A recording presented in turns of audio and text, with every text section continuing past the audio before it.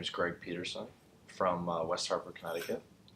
Played lacrosse at College of the Holy Cross from 2008 to 2012. I think for lacrosse in particular, the whole recruiting process centers around summer camps and summer club teams.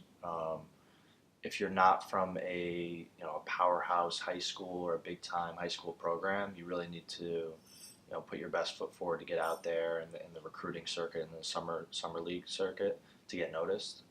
It's not really enough just to send off tapes to college coaches. You really have to go to the top camps in the top tournaments over the course of the summertime to really get yourself out there. So I think that's what I tried to do. Is a little bit late in the process.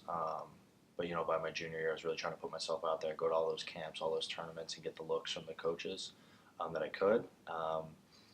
It makes the process a lot easier when you understand which schools you're interested in. I think I had trouble sort of understanding that earlier on.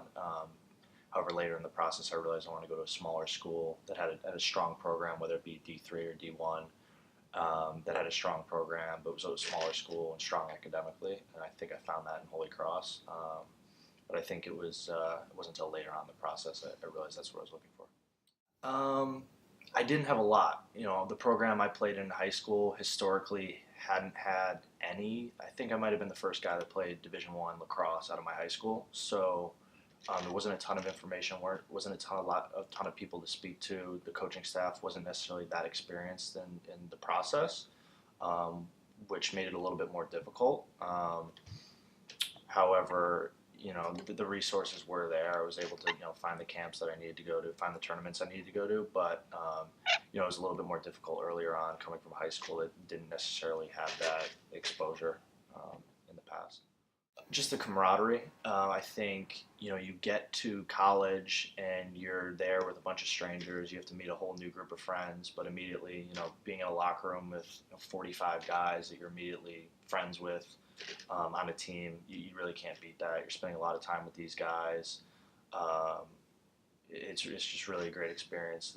The camaraderie, the friendships you form in the locker room and being around those guys is really great. And down the road, as you're looking for professional opportunities after school, you have a network of guys that you can lean on in the professional work environment, and as you look for career opportunities down the road, so you really can't beat it. It's invaluable. It was a great experience for me. I think the more information, the better. When you're a recruit going through the process, it's sort of a black box, especially if you aren't surrounded by guys or a network of people that have gone through the process in the past. The more information, the better. So I definitely think it would be a great resource and would have helped me a lot.